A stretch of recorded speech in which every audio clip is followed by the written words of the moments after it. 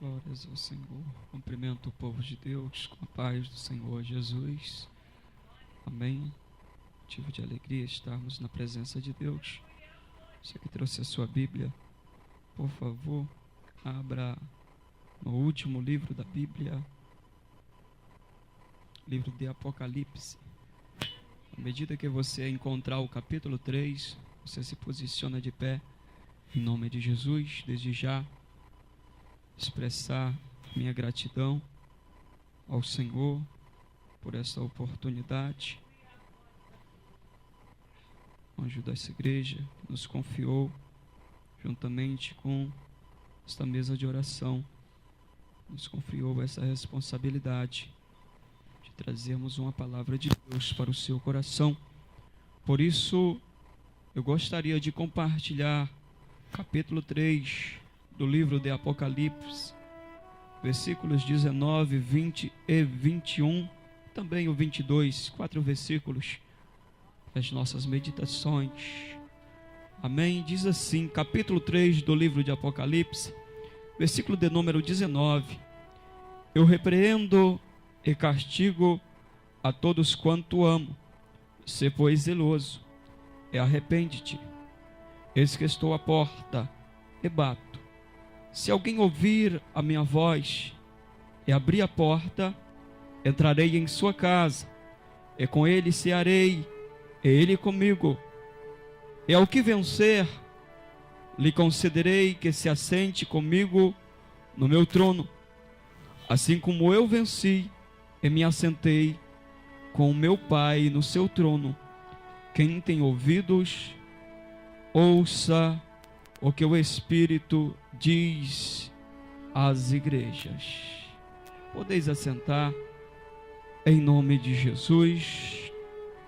Provavelmente você já ouviu falar acerca deste capítulo 3 do livro de Apocalipse. Bem sabemos que o escritor deste livro de Apocalipse foi o apóstolo João. Apóstolo João, que inicia o seu ministério assim como eu e você. O apóstolo João, que era irmão de André. E o que chama a atenção nessa história é que Jesus, durante o seu ministério, que durou 3 anos ou 3 anos e meio,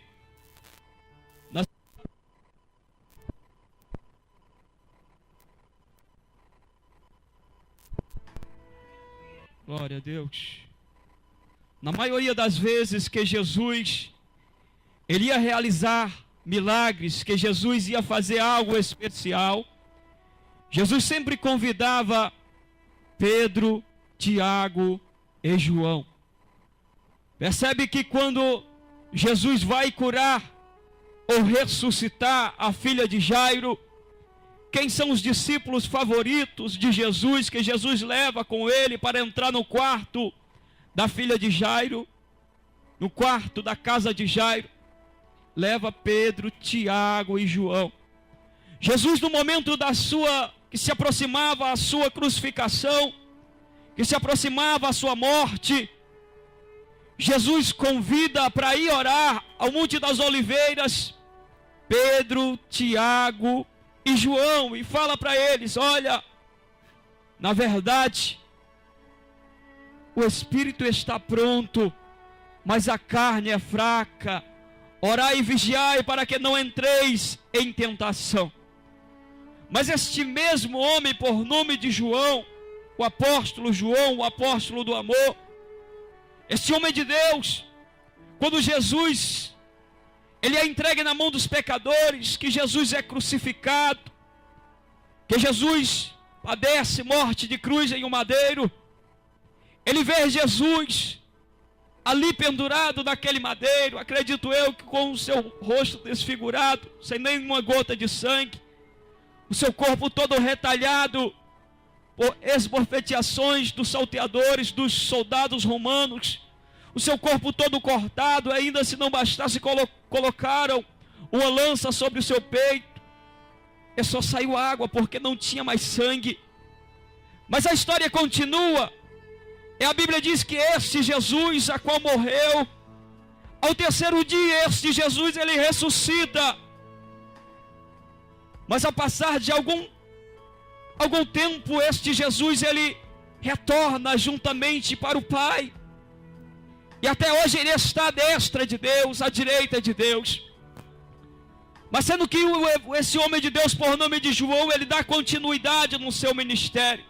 Ele continua pregando, ele continua ensinando, ele continua exercendo aquilo a qual Deus lhe ensinou, através de pregações, de ministrações, através de parábolas, através de gestos, através de milagres, através do seu amor, a qual o Senhor tinha e dividia com João, compartilhava com João os seus momentos de dificuldades. E agora diz a história, diz a Bíblia no capítulo 3 do livro de Atos, que João está indo a um certo lugar chamado Porta Formosa, a hora nona, a hora da oração, e ele está indo juntamente com Pedro. E diz a história, diz a Bíblia, que quando eles colocam um pé próximo da Porta Formosa, um paralítico que mendigava desde a sua meninice, desde a sua criancice, esse paralítico pede a Pedro e João uma esmola. E a Bíblia diz que Pedro e João, olhando nos seus olhos, declaram uma palavra profética sobre a vida daquele paralítico. Eu não tenho prata, eu não tenho ouro, mas o que eu tenho, isso eu te dou. Em nome de Jesus, o Nazareno, levanta e anda. Esta palavra mudou a história daquele jovem, daquele homem. Mas a história continua. E João é preso uma vez, duas vezes, três vezes. Pedro também, juntamente com ele e os outros apóstolos. Mas os romanos, eles fizeram uma lei, dentro da sua lei, pessoas que fossem presas mais de duas, três vezes, eles levavam estas pessoas e colocavam estas pessoas em uma ilha deserta. E é justamente o que acontece na vida de João. João é colocado em uma ilha deserta, uma ilha por nome de Patmos. Estando ele naquela ilha, ilhado, não podia voltar para lugar a qual habitava pessoas, lugares habitáveis, porque não tinha uma embarcação, não tinha um navio. E se ele saísse nadando, ele não conseguiria, até porque era muito longe, aquela ilha muito longe dentro do mar, e seria presa fácil na mão dos grandes peixes. As fortes ondas iam tragar a sua vida. E João permanece naquela ilha de Patmos, uma ilha que estava cheia de feras. E dentro daquelas dificuldades, a Bíblia diz que é o mesmo Jesus a qual tinha ensinado que tinha ensinado João, esse mesmo Jesus que morreu, que padeceu, mas que ao terceiro dia ressuscitou, ele aparece em um corpo incorruptível, em um corpo de glória, e se apresenta para o apóstolo João.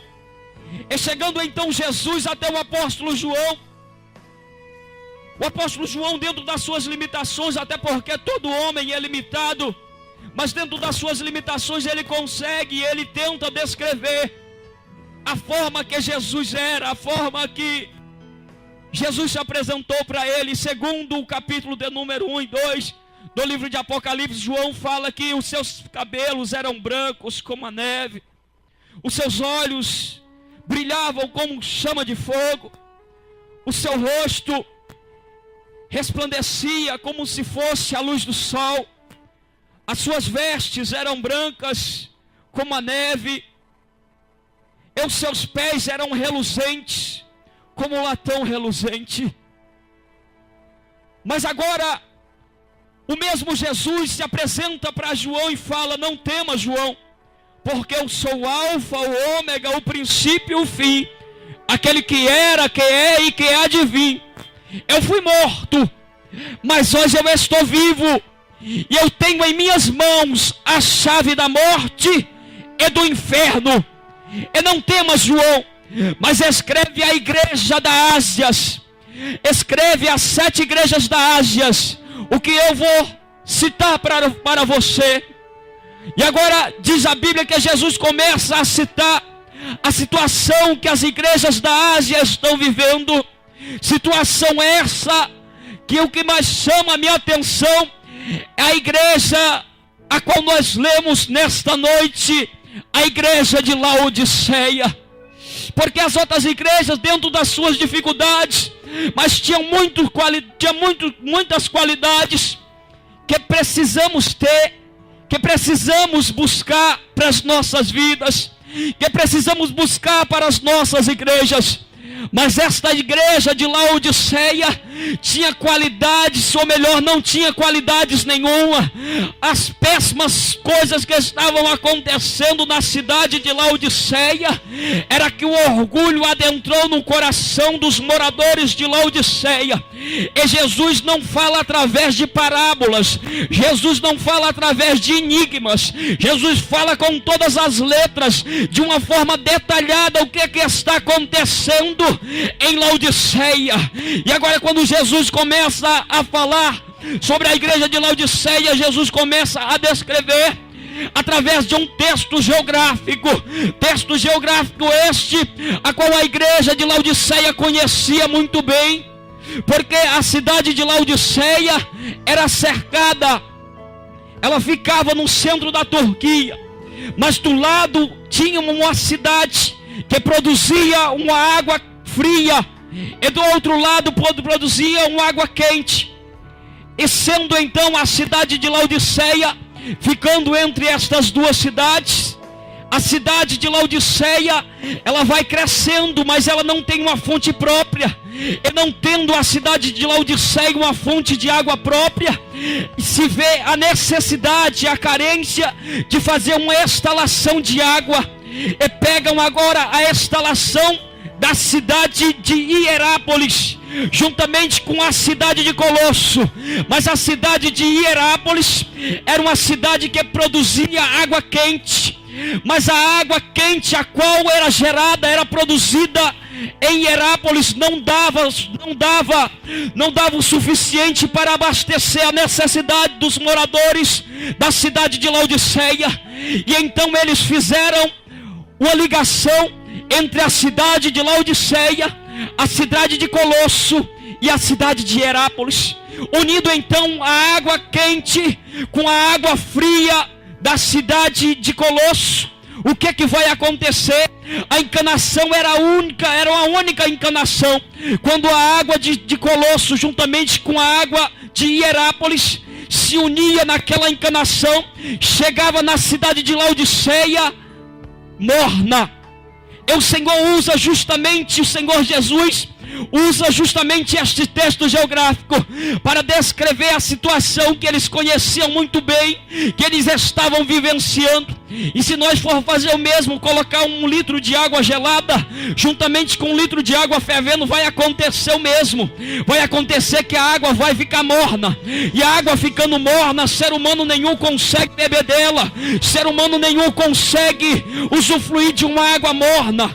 Até porque quando nós queremos beber um refrigerante, nós queremos geladinho. Quando nós queremos beber um chocolate, um café, nós queremos quente. Morno não serve. E é justamente aquilo que está vivenciando a igreja de Laodiceia. O Senhor começa a vos declarar algumas verdades para aquele povo hipócrita, para aquele povo que vive cheio de vaidade, cheio de orgulho, que pensavam que eram ricos, que pensavam que através das suas formaturas, que pensavam que através dos seus anel de formaturas, dos seus cursos teológicos, poderiam ser referenciais. Mas o Senhor quebra o salto dele com uma palavra de transformação e vos declara algumas verdades para este povo de Laodiceia. Jesus declara: não és frio nem morno, oxalá fosse frio ou quente, mas como não és quente e nem frio, tu és morno, vomitar-te-ei da minha boca. E o Senhor rejeita as obras daquela igreja de Laodiceia. Ei, querido, deixa eu vos falar alguma verdade aqui para você nesta noite. Eu não sei se você tem convivido com alguém que mora em Laodiceia. Eu não sei se você tem passado e alguém tem contado a situação que tem vivido em Laodiceia, mas em nome de Jesus, eu quero declarar uma palavra profética para abençoar a sua vida nesta noite. A igreja de Laodiceia não serve de referencial para a minha vida, não serve de referencial para as nossas vidas.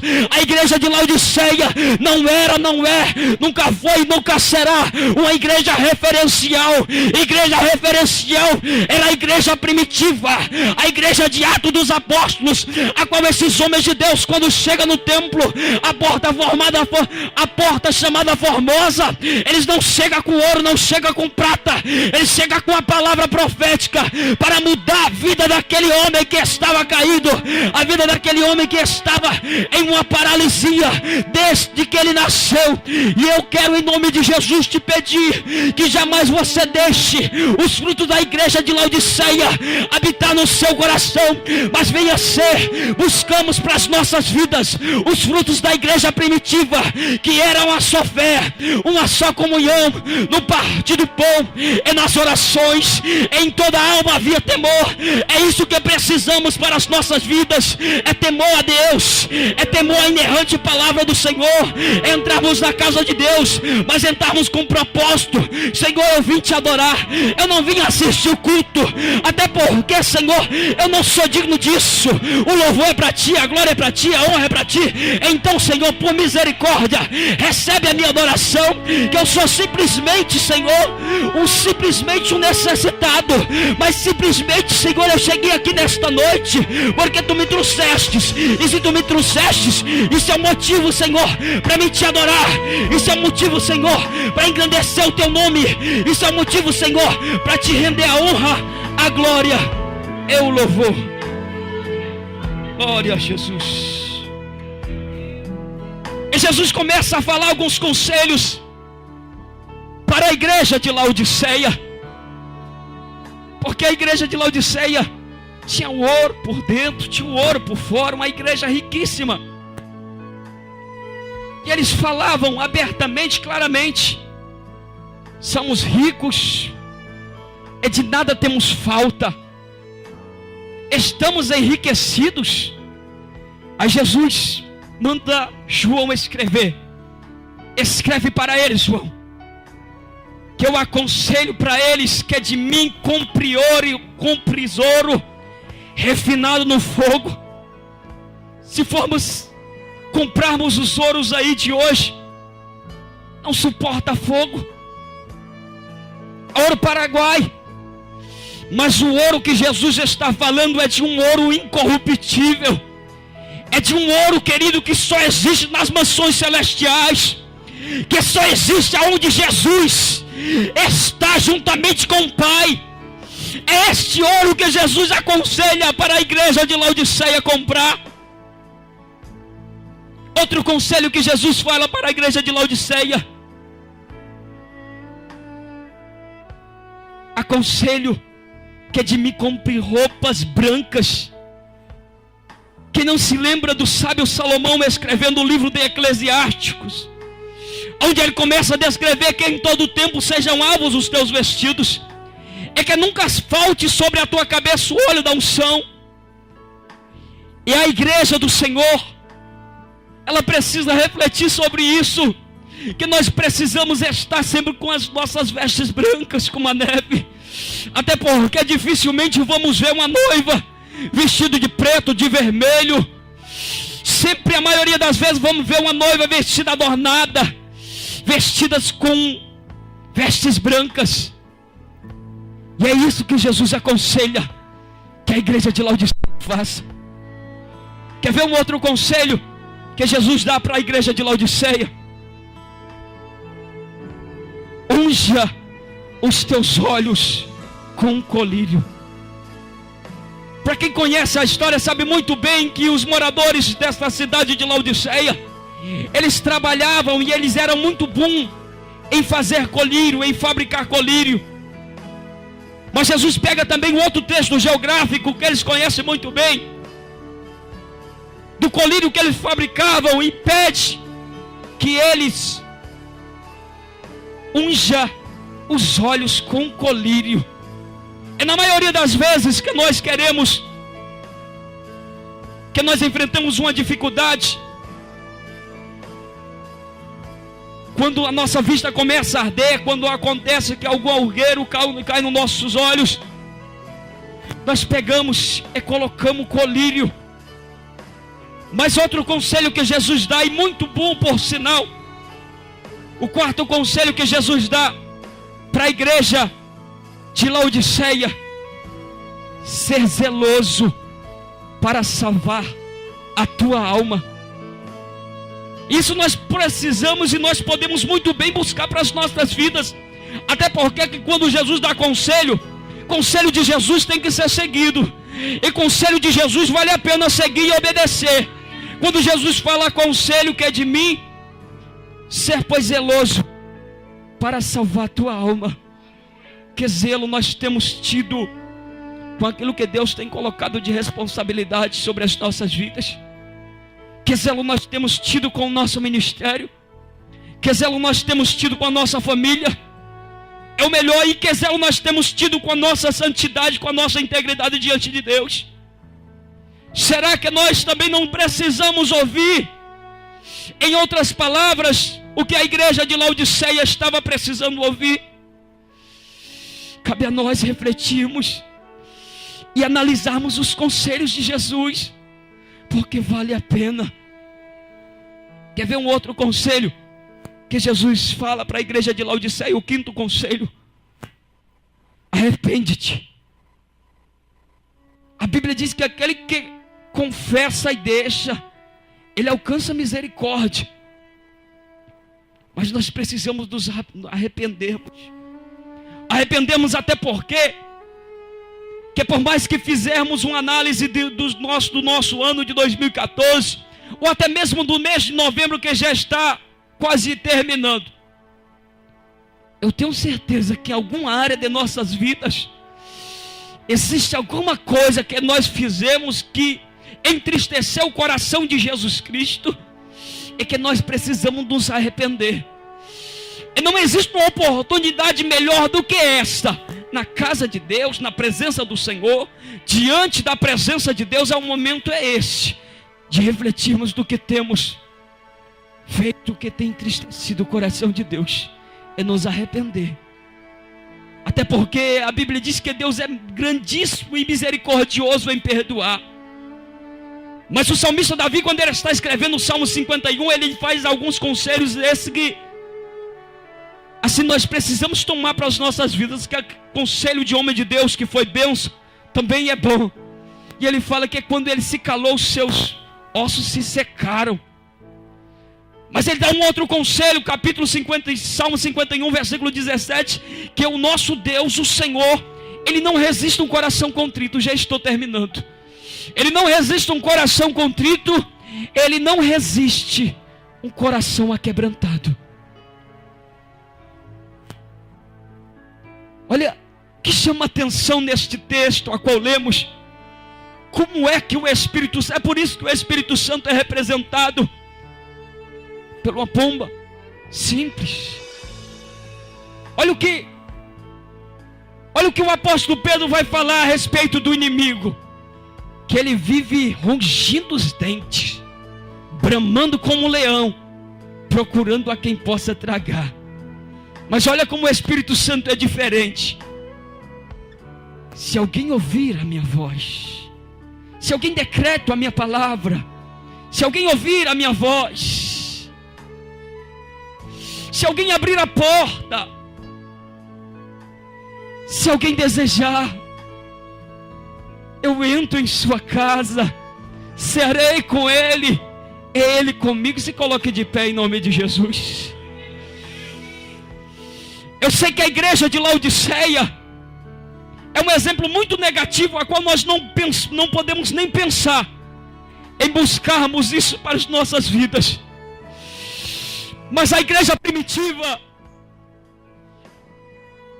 pelo contrário, é um exemplo muito positivo, a qual esses homens de Deus, que morreram por amor da palavra, que morreram por amor de Jesus, como o diácono Estevão, que quando mandaram ele se calar, ele não se cala, ele continua pregando a palavra.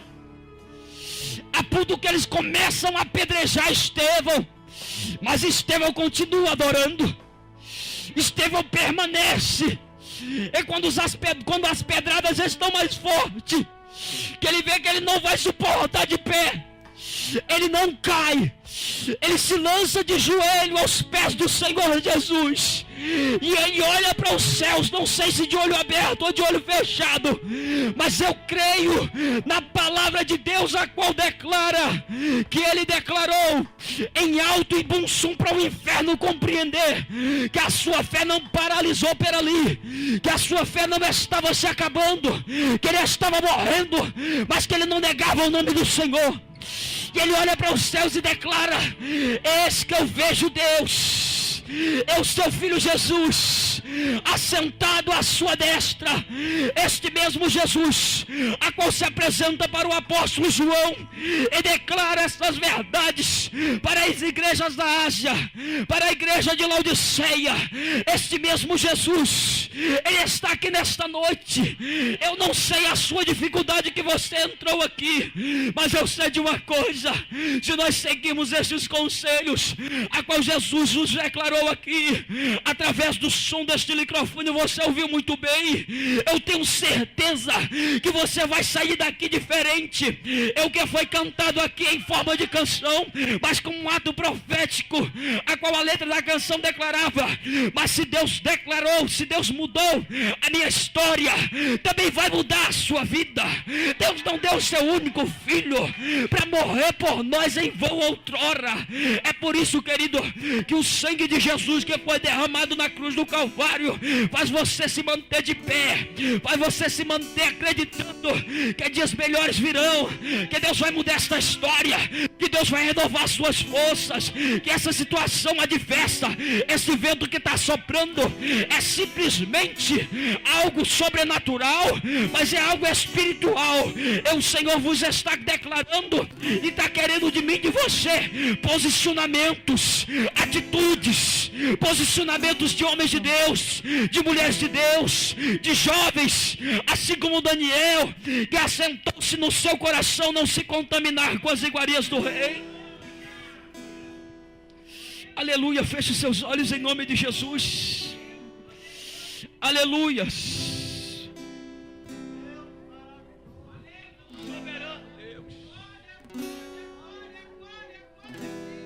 Uma mistura de sangue com fogo, a terça parte deste mundo queimará. Eu quero estar distante, eu quero estar no céu, quando o anjo a primeira trombeta tocar. Um grande meteoro vai cair no mar, e na segunda vez que a trombeta tocar, levando a terça parte à destruição. Não quero estar presente nesta ocasião.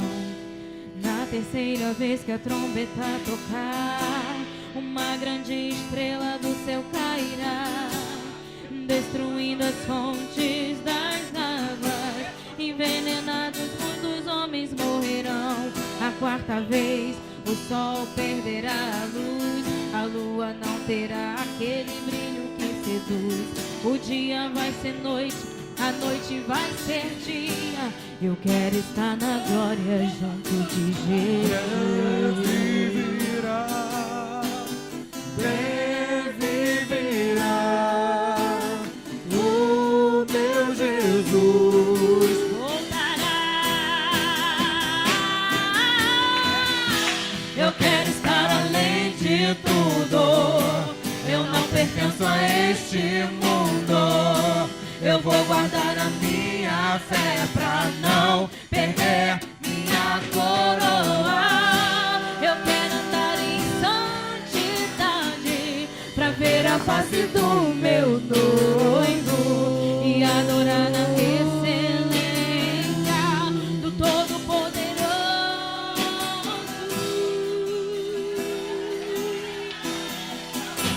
E quando pela quinta vez a trombeta tocar, a porta do inferno então se abrirá. O mal será liberto para atormentar aqueles que não foram fiéis a Jeová.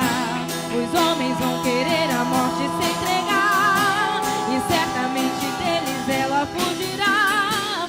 Desesperadamente vão gritar perdão, durante 5 meses assim ficarão. E quando pela 6ª vez a trombeta tocar, milhares de anjos do inferno virão. São eles cavaleiros da destruição, matando a 1/3 parte da população. E quando o último anjo tocar a última trombeta, haverá no céu grandes vozes que dirão: os reinos do mundo vieram a ser do nosso Senhor e Salvador Jesus Cristo, e Ele reinará para todo sempre. E os 24 anciões que estão sentados em seu trono prostrarão sobre os seus rostos e o adorarão em espírito e em verdade. Não quero estar aqui quando as trombetas tocarem. Não quero estar aqui, eu quero estar com Jeová. Eu vou me preparar, eu vou me preparar. Aqui não vou ficar, aqui não vou ficar. Eu não pertenço a este Eu não mundo. pertenço a Eu vou guardar a minha fé pra não perder minha coroa. Eu quero andar em santidade pra ver a face do meu noivo e adorar na excelência do Todo-Poderoso. Eu quero estar além de tudo. Eu não pertenço a este mundo. Nós vivemos neste mundo, mas não somos deste mundo. Somos diferentes. Vamos guardar a fé para não perder a coroa. E ao que vencer, eu lhe concederei que se assente comigo no meu trono, assim como eu venci e se assentei ao lado de meu Pai. Estas são as promessas do Senhor para as nossas vidas. A galardão para os que forem fiéis até a morte. Ser fiel até a morte, e dar-te-ei a coroa da vida.